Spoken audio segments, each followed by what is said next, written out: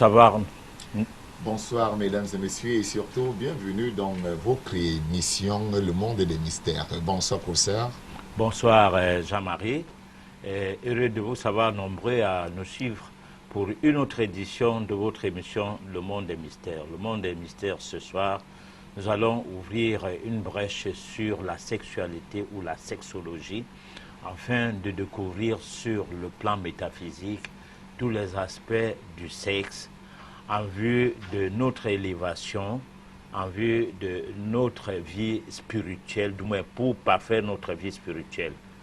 Merci Jean-Marie Nambélé. Effectivement, professeur, ce soir, on avait promis aux téléspectateurs d'être dans les méandres même des maladies de la sexualité et de la métaphysique. On va donc faire une série de quelques émissions qui vont vous édifier sur les différentes maladies qui ont trait au sexe, à quoi peut servir même le sexe dans le monde occulté, comment utiliser le sexe effectivement pour se développer de manière intérieure et avoir des relations surtout bonnes avec les autres. C'est le centre de cette série de 2 ou 3 émissions selon effectivement vos demandes qu'on va donc faire durant les prochaines semaines. Mais pour les prochaines heures et surtout pour la prochaine minute, on va d'abord s'arrêter pour faire le premier stop de cette émission qui est la pause réflexion-évocation et on parle aujourd'hui du sexe et du sacré.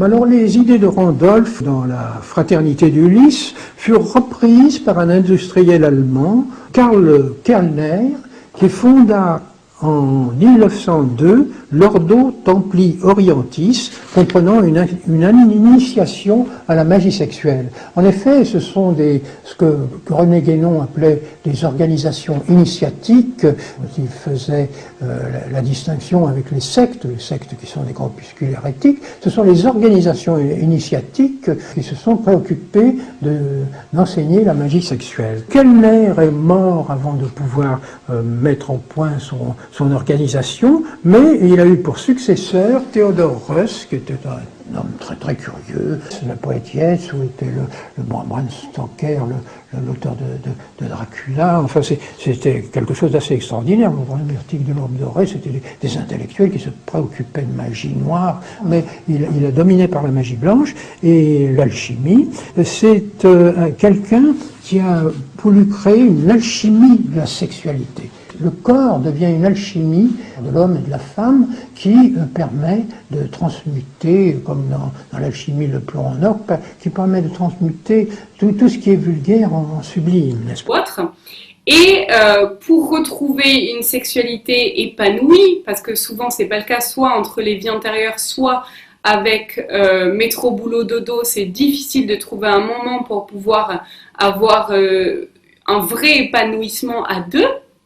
Du coup, c'est important. Il vaut mieux prendre le temps de faire l'amour 2 fois par mois, même si c'est ridicule, mais plutôt que de le faire 3 fois par semaine, comme c'est préconisé en France, enfin pas préconisé, mais c'est la moyenne des Français, il vaut mieux le faire moins souvent et ne pas culpabiliser par rapport au fait que vous ne soyez pas dans les normes, et le faire bien, plutôt que de le faire juste pour satisfaire votre partenaire, parce que plus vous allez vous forcer à le faire, moins vous en aurez envie, parce qu'il n'y aura pas de cœur dedans, il n'y aura que de l'ego, et du coup ça va aller de pire en pire. Donc il vaut mieux vous concentrer à le faire dans le cœur et le faire de manière sacrée plutôt que de le faire pour le faire. Comment le faire de manière sacrée ? Tout simplement en faisant l'amour à l'âme de la personne, pas à son corps physique. C'est-à-dire que quand la personne sera avec vous, prendre déjà pleinement conscience de votre énergie à l'intérieur de votre corps et de visualiser l'énergie au niveau du chakra, je ne peux pas vous le montrer, mais au niveau du chakra numéro 2, c'est le chakra sacré et le chakra de la sexualité. Vous visualisez votre énergie ici.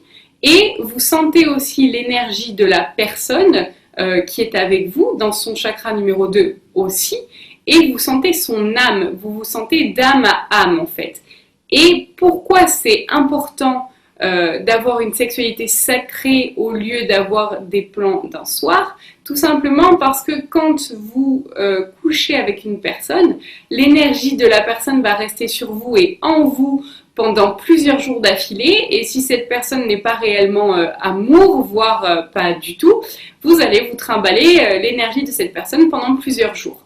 Rendez donc compte, chers téléspectateurs, que la sexualité, c'est pas toujours ce qu'on pense, parce qu'effectivement, c'est une affaire très, très sérieuse et qu'on doit vraiment s'y pencher véritablement. On en a vu, professeur, premièrement, un mouvement qui a voulu mettre la sexualité au centre même de l'homme. Oui, en Allemagne, on a dû créer une association ou bien un mouvement de sexologie dans le but d'élever les âmes. Alors ce mouvement avait une connotation avec des ordres initiatiques et ça a paru ne pas être quelque chose de bien pour tout le monde après la mort de son promoteur. Nous aurons la prochaine édition, on vous dira qui c'est. Alors ça n'a pas pu tenir malgré qu'il y a eu quand même de relais. Alors c'est là le tout premier élément de ce que nous avons vu dans l'élément qui était composé de personnes qui intervenaient. Alors la sexualité sacrée, c'est une sexualité qui amène à ce qu'on se range, on ne soit plus dispersé, on ne soit plus dans le registre du n'importe quoi, de la sexualité, des divertissements, de la performance, de la dépravation. La sexualité, c'est pas moi quoi qu'on met dans toutes les sauces, mais c'est une autre forme de sexualité qui a un rapport avec le divin. Voilà. Mais professeur, il y a là la sexologue, hein, la conseillère qui disait effectivement que c'est pas le nombre de fois par mois qui compte, mais effectivement, c'est comment. Je pense qu'il y a beaucoup de téléspectateurs qui n'ont pas beaucoup compris. Est-ce que tout acte sexuel est véritablement aussi intense et sacré comme elle voulait le présenter, professeur? Alors, elle parlait de la sexualité quand l'acte est posé envers l'âme de l'autre. C'est-à-dire qu'on ne fait pas l'amour à la personne, mais à son âme.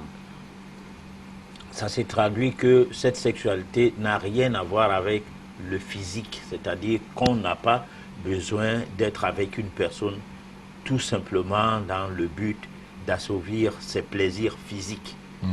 Bon, mais plutôt d'assouvir ses plaisirs spirituels. C'est-à-dire un certain plaisir spirituel qui permettrait d'élever ou de s'élever vers d'autres possibilités spirituelles qui vous conduit directement dans une phase de performance divine. Donc c'est quelque chose d'assez sacré de poser un acte pareil. Bon, maintenant, la sexualité qui consiste à faire 21 fois la relation sexuelle par mois, soit 3 fois par semaine, c'est une autre donne qui verse dans les multiples possibilités que l'homme a pour qui verse dans l'envie de retrouver son équilibre sur le plan sentimental.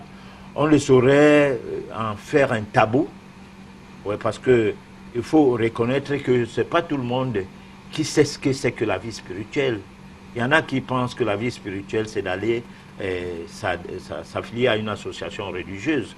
Et là, on mène une vie spirituelle à partir du moment où on est membre d'une association. Non, la vie spirituelle, c'est un comportement de fond, de forme, et qui vous permet de savoir pourquoi, du moins le pourquoi votre vie, pourquoi vous posez, tout acte que vous posez dans la vie, vous vous posez la question, pourquoi je pose cet acte? C'est-à-dire que manger par jour, vous ne le faites pas de manière chronobiologique, c'est-à-dire que vous mettez votre vie dans un mécanisme de 3 repas par jour, absolument, parce qu'on a entendu dire ça à gauche ou à droite, ou bien parce qu'on est quelqu'un de moderne, ou bien parce que tout simplement on a plus de l'appétit. Mais non, mais c'est qu'on mange quand on a faim. Et on se pose la question, est-ce que j'ai faim? Est-ce que je veux manger là maintenant parce que j'ai faim? Là, dans ce cas, on ne mange pas par plaisir. Donc, c'est la même chose avec la sexualité.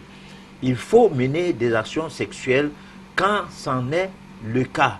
Et puis, quand on a la prédisposition physique, mentale, psychique, et c'est pas moi quoi, pour pouvoir mener un acte sexuel. C'est vrai qu'à la fin de l'émission, tout à l'heure, on va se poser la question, ce dont doit s'attendre la sexualité. Je pense que là, on aura véritablement des réponses à nos différentes questions. Et parlant effectivement des questions, on vous rappelle que vous pouvez bel et bien participer à l'émission tout le long de cette émission, donc avec les numéros de téléphone qui vont s'afficher au bas du petit écran. Mais il faut encore rappeler qu'on parle bien de métaphysique, de sexualité sacrée et de maladie. Allons immédiatement dans le thème du jour et voyons l'énigme même que constitue la sexualité.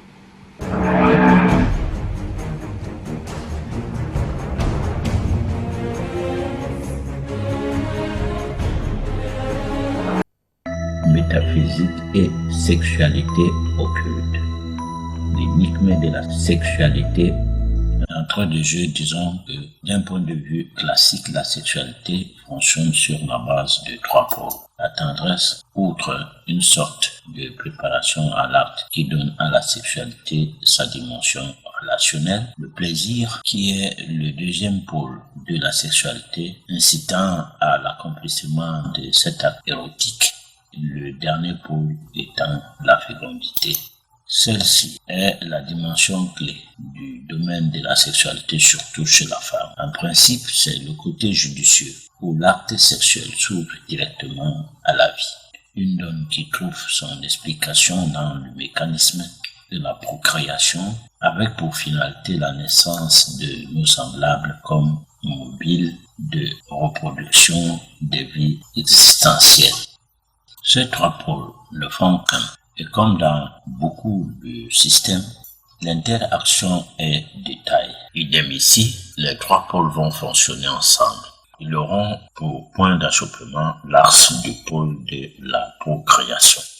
Cela dit, la sexualité est une marque pour l'humanité grâce à laquelle la vie est reproduite. Cependant, le plaisir n'est par conséquence que le fait de trouver de la satisfaction à travers l'acte sexuel. Parler de la procréation, c'est redéfinir le mécanisme de la sexualité qui touche son côté sacré et qui lie le sexe au spirituel.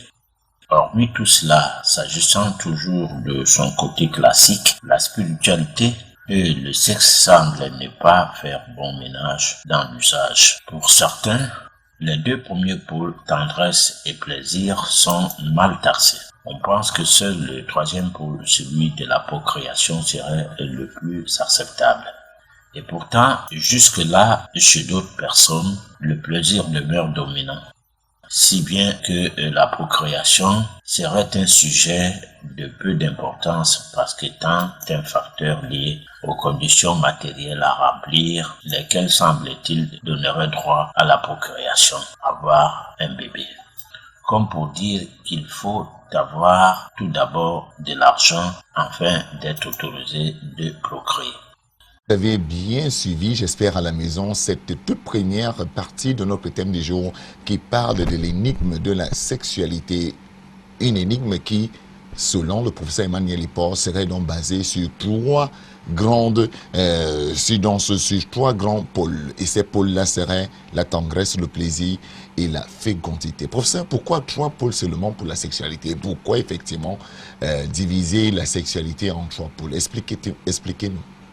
Bon, disons, c'est peut-être une appréciation personnelle, hein, parce que c'est pour ça que j'ai bien ajouté selon le professeur Emmanuel Ipor. Parce que c'est pas parce qu'on parle de métaphysique qu'il n'y a pas de chose que nous aspirons à ça. Souvent, il y a des choses que nous aussi nous essayons d'analyser avant de voir dans quel aspect ou bien comment expliquer ces choses. Bon, la tendresse, c'est quelque chose qui anime l'érection pour l'homme. Bon, aussi l'envie d'être avec l'autre chez la femme lui rend un peu cool, l'amène à se comporter comme un agneau, comme un chat apprivoisé. Donc là, c'est la tendresse. Maintenant, qu'est-ce qui est le but de ça, c'est quoi? Le but, c'est le désir à satisfaire un plaisir. Bon, c'est-à-dire qu'on a envie de faire du bien à soi. Et ça, le plaisir est derrière, parce que le désir naît avec la tendresse, le plaisir vient après. Et puis, il faut satisfaire le plaisir. Le plaisir va donc aller jusqu'à se retrouver face à l'acte, ou bien on va poser l'acte sexuel, et puis on va satisfaire le plaisir. Et là, jusque-là, il n'y a pas de problème. Mais le problème maintenant, c'est la fécondité. Parce que lorsque vous posez un acte comme celui-là, il peut s'avérer que vous vous retrouvez dans une situation où vous regrettez l'acte. Le cas de ceux qui n'ont pas de l'argent, comme le dit la chronique à la fin de la chronique, bon, c'est comme si quand vous n'avez pas de l'argent, vous ne devez pas procréer. Alors, on va regretter l'acte et on aura envie de faire une fuite en avant, comme pour dire il faut avorter. Certaines personnes iront plus loin, il faut avorter. Alors maintenant, nous ne parlons pas d'avortement parce qu'on aura toute une émission sur faut-il avorter ou pas. Il ne le faut pas. Alors, c'est donc le cheminement qui va vers le désir, qui crée la tendresse va créer le plaisir. La facilité d'avoir la personne vers qui on va, dans ses bras, parce que vous êtes tendre, parce que vous êtes aimable, parce que vous voulez bien à ce que les choses aillent bien, donc un peu de la drague, un peu de tout ça, avec un discours qui accroche, mielleux et tout. Bon, on va poser l'acte. Mais professeur, vous dites que ces 3 pôles ne font qu'un et les interactions sont de taille. Comment est-ce qu'on comprend donc que la sexualité et ces 3 pôles qui ne font qu'un? À quel moment font-ils un exactement? Alors, ça fait un pourquoi? Parce que le pas entre le désir, la tendresse, le plaisir et même la fécondité, du moins la procréation, on ne comprend pas trop comment ça a vite marché. Bon, donc, c'est un mécanisme qui s'est fondé dans un système qui rentre dans une démarche dont la logique se trouve nulle part, sauf que chacune des 2 personnes pense avoir quelque chose à gagner.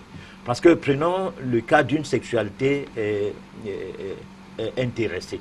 Parce qu'il y a la sexualité désintéressée et la sexualité intéressée. La sexualité intéressée, c'est une sexualité où l'homme, peut-être, il va dans un but d'assouvir juste sa faim, ou bien la femme, il va par motivation. Alors ça, c'est une sexualité intéressée. Personne, en fait, n'est en train de poser un acte sexuel, spirituellement parlant, de bonne envergure. Il se passe une tricherie, dont on fait semblant d'être avec la personne sans être avec. Là, vous ne faites pas l'amour à l'âme de la personne, mais vous faites l'amour à son corps. Et son corps devient, pour la femme, par exemple, qu'elle soit prostituée ou qu'elle soit maligne, une jongleuse qui vient vers vous parce que vous avez de l'argent à lui donner, mais qui, en fait, pense qu'elle n'est pas prostituée, donc elle ne vend pas son corps, mais vous spécialement, elle est avec vous que quand vous lui donnez de l'argent, alors comme ça, cette sexualité est intéressée. Et ce n'est pas un acte sexuel sincère. C'est un acte sexuel. Donc, à ce niveau-là, les 3 pôles ne peuvent pas fonctionner normalement, vous voulez dire. Ça fonctionne toujours, mais anormalement. Là, on est obligé soit de s'échauffer avec la nouvelle méthode. Mais avant, il faut faire l'arrêt coït. Bon, parce qu'avant, quand il n'y avait pas de préservatifs, on avait d'autres méthodes qui amenaient à ce qu'on ne procrée pas. Bon, toutes ces méthodes, c'est de la tricherie. Mais même quand on fait dans l'autre pôle où on est donc désintéressé, on peut bien faire l'amour sans procréer. Parce que le but de faire l'amour est de procréer, certes, mais on peut faire l'amour sans procréer. Et là aussi, sans laisser le germe dans l'autre. Vous ne procréerez pas, mais vous aurez tout le plaisir que n'importe qui ne peut avoir dans l'autre côté de l'acte qui est posé de manière intéressé. Mais professeur, à un moment quand même, on pourrait penser que c'est le plaisir, effectivement, qui est étant le fait de trouver la satisfaction à travers l'acte sexuel qui devait être la fin. Et là, on nous parlait de la fécondité. Donc, 3 pôles. Beaucoup de personnes voient souvent le plaisir comme la finalité de la sexualité. Non, mais vous parlez effectivement de la fécondité comme cette finalité-là. Non, mais écoutez, il n'y a pas d'acte sexuel. Bon, ben écoute, il y a des gens qui ne procréent pas. Bon, là, c'est autre chose. Hein, là, c'est une maladie. Nous allons voir à quel moment ces maladies viennent, puisque nous parlons de maladies dans le domaine sexuel. C'est une maladie. Et vous pouvez être d'une famille où toutes les filles ont eu des bébés, et parce que votre maman a fait peut-être 8 filles, 9 filles, peut-être 2 garçons, parce qu'avant, les femmes faisaient 12 enfants. Je connais une qui a fait 18 accouchements avec 16 enfants. Alors, mais tout le monde a des bébés sauf vous. Nous allons essayer au cours de ces différentes éditions expliquer comment ça arrive, pourquoi cela, malgré que 2 fois on aille à l'hôpital et qu'on constate que tous les examens faits et il n'y a rien d'anormal, mais vous n'arrivez pas à procréer.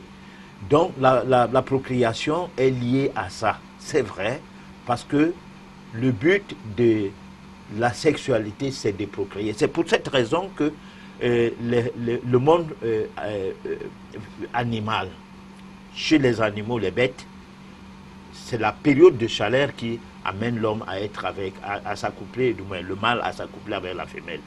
Chez l'homme, la période de fécondité de la femme et la période d'ovulation amène la femme à faire des erreurs. Surtout des jeunes filles qui n'arrivent pas à se maîtriser. Elle peut être à la merci d'un prédateur sexuel simplement parce qu'elle a envie d'assouvir le désir, le besoin sexuel qui se présente pendant cette période. Donc, en fait, c'est une période de fécondité, donc c'est une période de procréation, c'est-à-dire qui facilite la procréation. Bon, maintenant, quand la période d'ovulation passe, on entre à la période de stérilité. Beaucoup de femmes, pendant cette période, ne se livrent pas à l'acte sexuel, sauf avec des partenaires sûrs et sauf dans le cadre du mariage. Bon, et sauf quand on a une motivation, comme on disait tout à l'heure, la sexualité intéressée. Bon, là, on peut faire tout de son corps comme on veut, parce qu'on veut atteindre un but, mais ce n'est plus de manière naturelle. Professeur, revenons dans l'énigme de la sexualité. Parlons du rôle de la spiritualité. Parce que la chronique Assemblée dit que quand la spiritualité entre, effectivement, puisqu'elle ne fait pas bon ménage avec le sexe, on a donc 2 pôles qui agissent à ce moment-là, la tendresse et le plaisir, le troisième n'étant pas, comme vous étiez en train d'expliquer, aussi important. Comment est-ce qu'on peut comprendre ça, le rôle de la spiritualité dans le sexe, là, professeur? Alors, dans le cadre de la spiritualité, c'est de retrouver son équilibre. Parce que l'homme est spirituel, l'homme n'est pas seulement physique. L'homme n'est pas, je ne sais pas moi quoi, une machine. L'homme, c'est un être complexe. Alors donc, la relation sexuelle rééquilibre l'homme. D'ailleurs, la vie sexuelle, pour ne pas dire sentimentale, quand on rate son mariage, quand on rate le mariage, on rate tout dans la vie. Je dis bien rater, je ne dis pas quand on ne se marie pas. Parce que les gens qui ont pris pour option de ne pas se marier, soit ils se masturbent, c'est une autre paire de manches, chez les femmes comme chez les hommes, pour résoudre leurs problèmes de désir, ils atteignent leur plaisir par la masturbation. Alors là, ce n'est pas de ça que nous parlons. Nous parlons des personnes assez ordinaires, parce que là, c'est des personnes assez particulières. Alors, des personnes assez ordinaires, l'équilibre sentimental part sur le fait de satisfaire sa vie sexuelle. Si vous avez une vie sexuelle satisfaite, vous aviez un épanouissement même sur le plan professionnel. Et la spiritualité intervient où exactement? Je suis en train d'aller, parce que le mot spiritualité ici, je ne fais pas allusion à l'église. Bon, je fais allusion à l'élévation, au développement de l'être intérieur. Hein?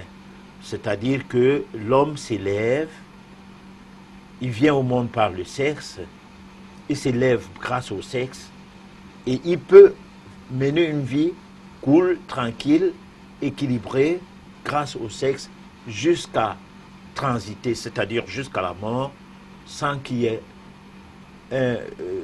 disons, un couac qui fait en sorte qu'il soit un peu aigri, soit ceci, soit cela. Il y a beaucoup de personnes qui sont aigries à cause de leur spiritualité bancale.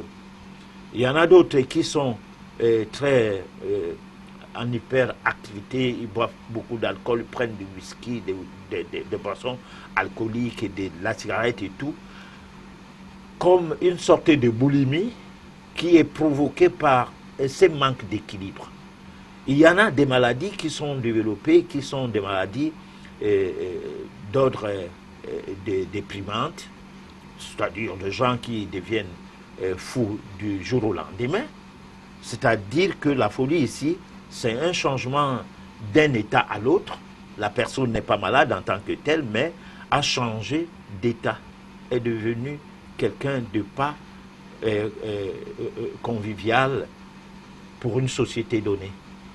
Alors, résultat, parce que le sexe lui manque, que cela arrive. Et le sexe ne lui manque pas partout, mais le sexe d'une personne précise, hein, d'un sujet précis. Au point où, quand vous faites des cures d'exorcisme, ou bien d'imposition des mains, lorsqu'on entre dans la somnambulance, ce qui amène à ce que, sur le plan hypnotique, la personne se mette à s'exprimer, la personne va expliquer le pourquoi sa maladie. Parce que une bonne intervention n'est pas des aspects folkloriques qu'on rencontre dans les églises d'éveil. C'est un dialogue, hein, qui va d'esprit en esprit, c'est-à-dire l'esprit du traitant, donc du magnétiseur, hein, à l'esprit du sujet malade, et qui communique et qui amène la personne à raconter la genèse de sa maladie. Professeur, pour revenir un peu à la sexualité et la spiritualité, on comprend donc qu'il faudrait effectivement toujours mettre la spiritualité au centre de la sexualité si on a envie d'avoir une certaine élévation et de ne pas avoir certains déséquilibres. C'est ce que vous voulez nous dire? Exactement. La spiritualité est démise parce qu'en fait l'homme est spirituel. Spiritualité, c'est là qui n'est pas mis pour l'église ou pour l'église. Voilà, l'homme est spirit, c'est-à-dire qu'il a plusieurs dimensions en lui. Quand je dis l'homme avec un H, il y a dans ça le côté spirit, le côté subtil, immatériel, qui est plus important que ce que nous voyons. Alors il faut aller vers ce côté, rechercher son équilibre et ramener cet équilibre maintenant sur le plan physique. Le cas de le dire, les maladies sont d'abord psychiques avant qu'elles ne deviennent physiques. Bon, donc si vous aviez un équilibre psychique, vous n'avez jamais de maladie physique. Résultat, si vous avez un équilibre sexuel sur le plan psychique, vous avez votre équilibre physique et tout ce que vous faites est bien. Ça veut dire quoi? Ça veut dire que si on maîtrise la sexualité, sa vie sentimentale, on est jovial, on va vers d'autres sans compromis, du moins sans ambiguïté d'esprit, les échanges se font de manière conviviale, on n'a pas de problème avec des gens, parce qu'à partir de chez soi, on est parti équilibré. Parce que ces déséquilibres-là, c'est ça qui amène des problèmes à rencontrer d'autres gens dans la société.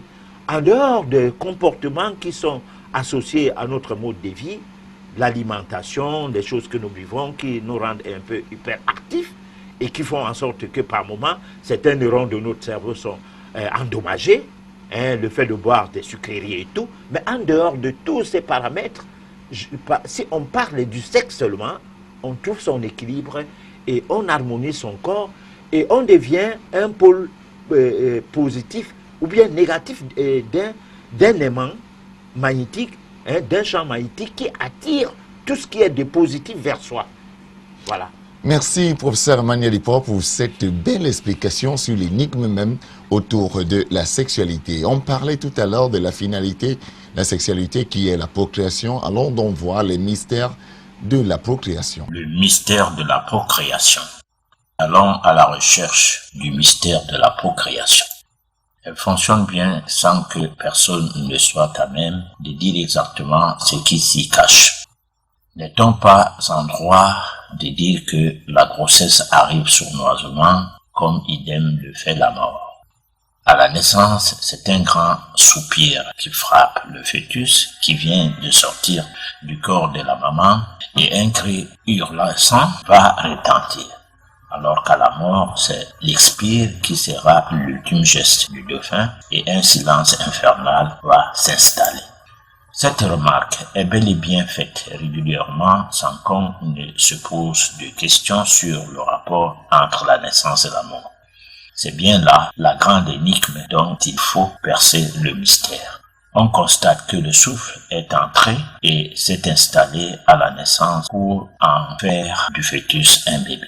Alors qu'à la mort, l'inverse se produit, car le souffle quitte le corps et celui-ci devient directement une masse de matière inerte, comme ce qui se passerait dans le cas d'un mort-né.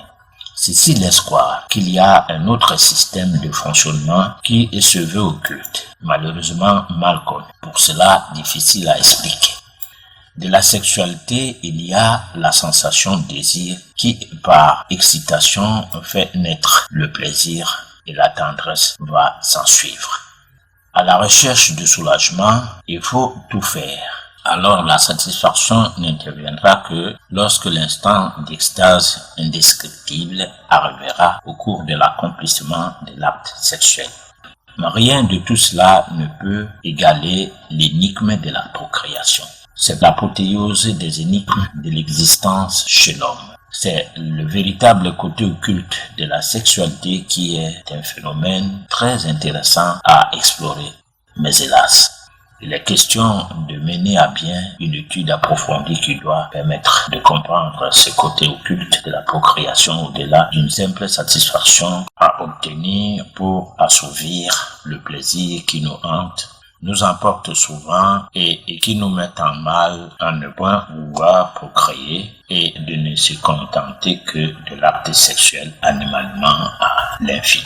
Mesdames et messieurs, vous avez bien compris le mystère de l'appropriation. Pour ça, je voulais qu'on aille de but en blanc, parce qu'effectivement, là, on nous dit dans la chronique, il est question de mener à bien une étude approfondie qui doit permettre de comprendre le côté occulte de la procréation au-delà d'une simple satisfaction à obtenir pour assouvir le plaisir qui nous hante, nous emporte souvent et qui nous met à mal à ne point vouloir procréer, mais de ne se contenter que de l'acte sexuel animalement à l'indéfini. Ça veut dire qu'on disait tout à l'heure que beaucoup de personnes ne comprennent pas le côté occulte de la procréation. On a même fait la relation entre la spiritualité et le sexe qui devrait effectivement nous équilibrer, mener à l'ambition même de l'homme sur terre, c'est-à-dire, selon l'Église, aller et multiplier vous. Pourquoi aujourd'hui cette crise, professeur? Pourquoi les gens ne comprennent plus le mystère de la procréation selon vous?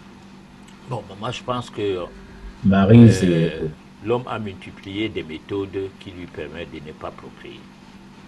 Ça a commencé depuis toujours, parce que la procréation entraîne une forte éclosion démographique, et l'éclosion démographique entraîne un problème mondial qui va d'état en état amener des difficultés de gérer la masse populaire.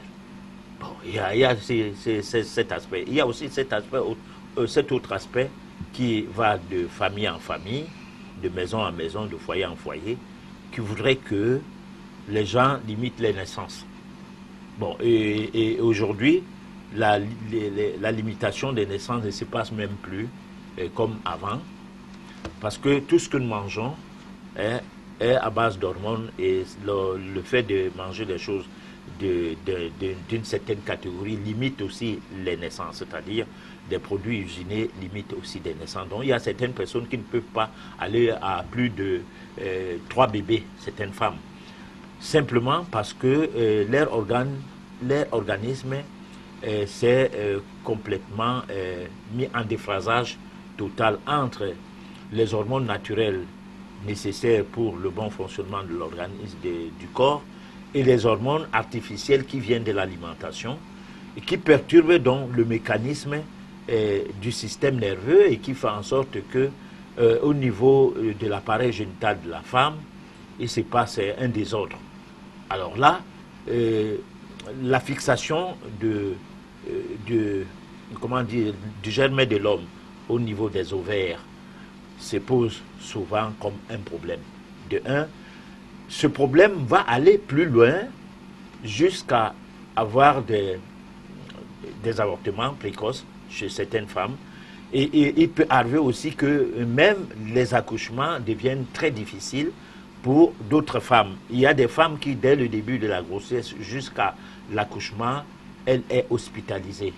Donc elle n'a pas un organisme comme ce jeune enfant qui prend la grossesse chez ses parents et qui cache la grossesse, qui accouche et qui dépose dans les poubelles sans voir en aucun jour un médecin. Et qui n'a pas écouté tous les discours, qui n'avait pas envie d'écouter tous les discours des gynécologues et tout pour que sa grossesse évolue normalement. Professeur, excusez-moi de vous couper, je voulais revenir même sur les mystères de la procréation. Aujourd'hui, on a plusieurs chrétiens, on a plusieurs croyants, on a plusieurs personnes qui sont d'accord dans les études qui font que, effectivement, procréer, c'est un acte divin. Et pourtant, on se rend compte qu'aujourd'hui, la procréation est de plus en plus parfois même mal interprétée. Et c'est devenu un geste banal, un geste presque anodin pour beaucoup de personnes. Est-ce qu'aujourd'hui, ces mystères-là, ces mystères de la procréation-là, malgré toutes les bonnes études, parce qu'on le dit bien dans la Bible, allez et multipliez-vous, et même toutes les lois, remplissez la terre, et même toutes les lois qui encadrent le cadre théologique, je voulais dire des églises, sont pour la procréation et pourtant on tend beaucoup plus à une procréation banalisée. Alors moi je pense qu'il y a d'abord un premier problème. Il y a un problème de grossesse précoce. On prétend que des enfants qui font des bébés avant 20 ans ont procédé à des grossesses précoces qu'il ne fallait pas. Alors que quand un fruit est mûr, il faut le consommer. C'est dès que l'enfant ou dès que la femme a commencé à avoir ses menstrues, elle est déjà un fruit mûr. Elle peut déjà procréer. Et elle doit même procréer dans la jeunesse pour mieux adouber sa vie dès qu'elle est adulte. Parce qu'elle a beaucoup de choses à faire qu'à s'occuper des bébés à l'âge adulte.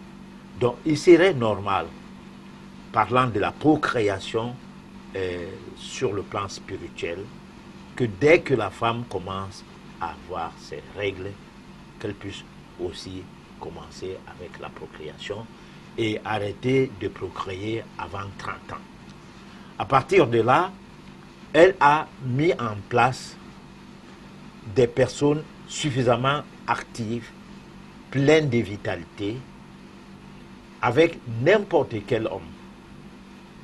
Par rapport à cette femme qui, à 45 ans, se met dans les grossesses. Mais professeur, là vous êtes en train d'avoir un discours qui va à l'encontre même de la société, des lois de la société et des lois religieuses qui veulent qu'effectivement qu'on ait l'enfant quand on se marie. Alors, mais combien de femmes aujourd'hui ont des enfants sans être mariées?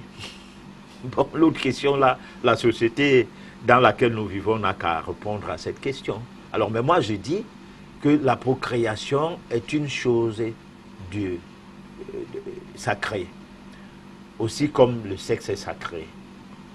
Avant, on disait que dans nos traditions chez les Bantous, particulièrement en Afrique, on parle de l'enfant ne peut élever un enfant. Donc, avant de ne faire des enfants, il faut que vous-même vous soyez déjà devenus grands. Ce qui fait que les jeunes filles de 14 ans, de 15 ans, qui sont déjà en période de procréation, qui ont atteint déjà la maturité pour procréer, doivent être encadrées par des hommes mûrs qui puissent les aider à mieux encadrer aussi le bébé qu'ils auront. Mais malheureusement, dans notre société d'aujourd'hui, si une fille va en mariage avant qu'elle ne soit mature, il est probable que cette histoire ne soit possible, pour c'est-à-dire cette histoire d'encadrement de bébé ne soit possible. Parce que son mari est dans l'alcoolisme et n'est jamais dans la maison. Plus on prend une jeune fille, plus on pense qu'elle est naïve, moins on est responsable, nous les hommes. Bon, mais j'attire l'attention, c'est que celui qui est le géniteur principal, c'est l'homme, ce n'est pas la femme.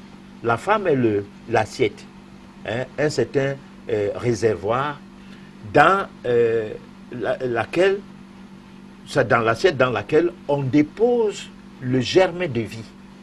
Et là va naître un être vivant, un être humain, que l'homme que nous sommes, qui avons manifestement voulu ou pas de cette naissance, nous avons l'obligation et le devoir d'y aller. C'est pourquoi certaines personnes, quand sa femme part, il reste avec ses enfants. Il se fout de ce que sera demain. Contrairement à d'autres hommes, que quand tu n'es plus avec lui, il te laisse avec tes enfants, ou bien il chasse ses enfants, il les amène à la belle famille, il les dépose là-bas, il commence une autre vie avec une nouvelle femme. Donc, moi je dis, la procréation est la chose la plus sacrée parce que c'est elle qui représente pour nous la continuité de ce que Dieu a fait pour ceux qui sont des créationnistes, de pouvoir créer. Et nous ne pouvons pas créer si nous n'avons pas l'âme du procréateur. Et procréer veut dire créer, en d'autres formes. Et créer veut dire façonner quelque chose. Et façonner quelque chose de manière sacrée, ça attire l'attention à la personne dans le sens à voir quel but il veut atteindre avant de commencer l'activité de la procréation. Merci, professeur. Mesdames et messieurs, on va continuer l'émission avec la permission de la rédaction. On va laisser l'aspect mari et femme de nuit parce que on va faire effectivement une émission spéciale sur les succubes et les incubes.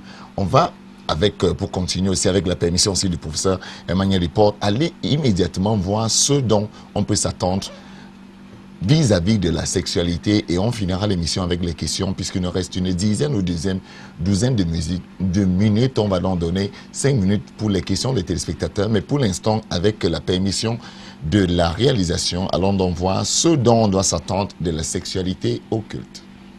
Que doit-on s'attendre de la sexualité occulte? Le scénario du contact sexuel avec les esprits maléfiques n'est pas le même chez toutes les personnes qui en sont concernées. Il y en a qui sont frappés par des vibrations électromagnétiques négatives de part du fait de résider à un mauvais endroit. Précisément, tout va mal non à cause de l'entourage, mais du lopin de terrain qu'on occupe. Il peut être question d'un terrain acquis au prix du sang versé, c'est-à-dire le fait d'avoir tué son propriétaire d'années longtemps avant la naissance de la victime. Il peut aussi être question d'habiter une maison hantée. Aussi, on peut soi-même être porteur d'une énergie négative magnétique, susceptible d'attirer de manière karmique des énergies néfastes, amenant à vivre des expériences douloureuses au cours de son existence, dans l'optique de mener à bien des expériences nouvelles plus ou moins utiles pour son développement personnel et spirituel. Certaines personnes sont souvent visitées dans leurs rêves par des entités phénoménales dotées d'une forme humaine. Ces mêmes personnes disent comment ces entités invraisemblablement prennent aussi d'autres formes plus ou moins indescriptibles.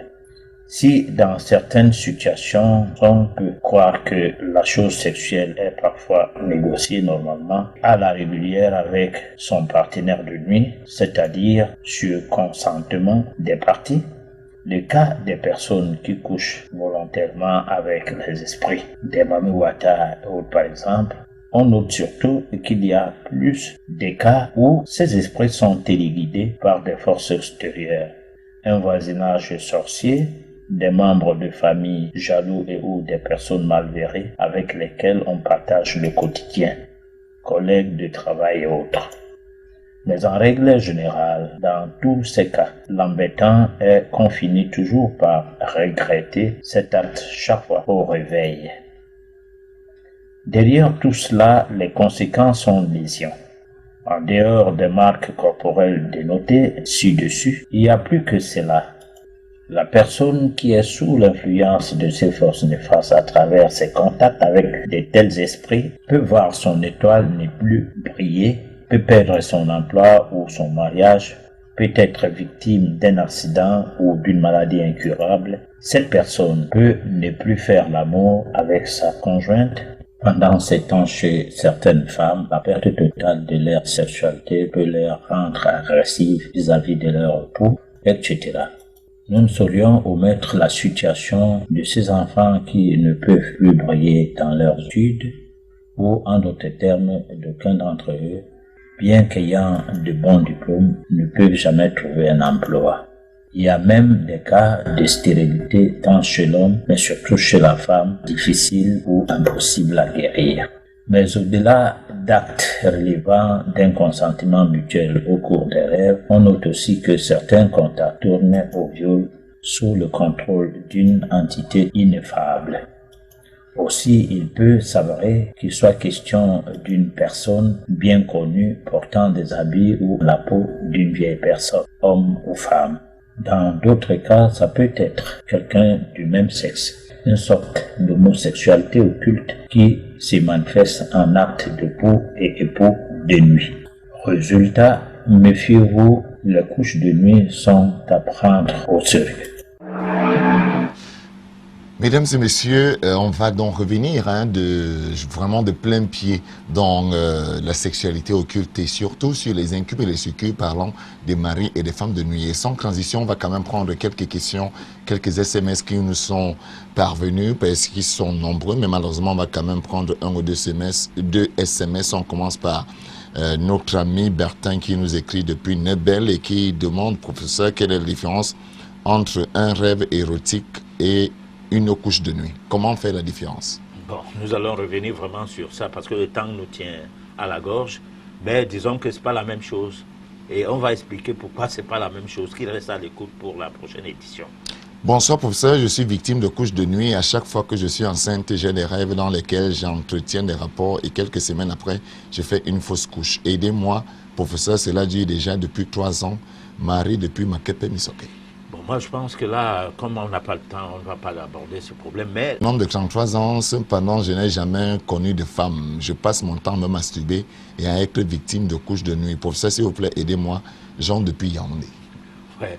Malheureusement, on n'a pas... Non, mais parlons de masturbation, professeur, parce qu'il y a aussi plusieurs... Mais j'ai dit, tous ceux qui ont des préoccupations qu'on ne peut pas traiter au cours d'une édition donnée, ils peuvent donc, par rapport à ces contacts, ou c'est le contact qui les a permis de nous écrire, de revenir à nous hors antenne et on va essayer de discuter. Mais professeur, parlons de masturbation. Est-ce qu'on peut s'en sortir? Parce qu'il y a plusieurs téléspectateurs qui posent cette question. On peut sortir de l'émission. Dans le domaine de la Est-ce qu'on peut s'en sortir de la Il masturbation? faut faire une émission typiquement concernant ces domaines. Parce qu'il y en a, les sons de cloches qui s'élèvent, il y en a qui disent que la masturbation est bien, d'autres disent que ce n'est pas bien. Donc je pense qu'on ne peut pas sans réfléchir de fond encore. Vous voyez comment on prépare une émission. Souvent, on va dans tous les sens pour essayer de satisfaire les attentes. Donc, nous pensons que la masturbation, on va en parler. Mais on peut quand même en guérir. Oui, on peut s'en sortir de cette situation parce qu'il faut savoir pourquoi on se masturbe. Parce qu'il y a des gens qui se masturbent bien qu'étant mariés. Ils quittent le lit pour aller se masturber dans les toilettes et revenir se coucher. Voilà.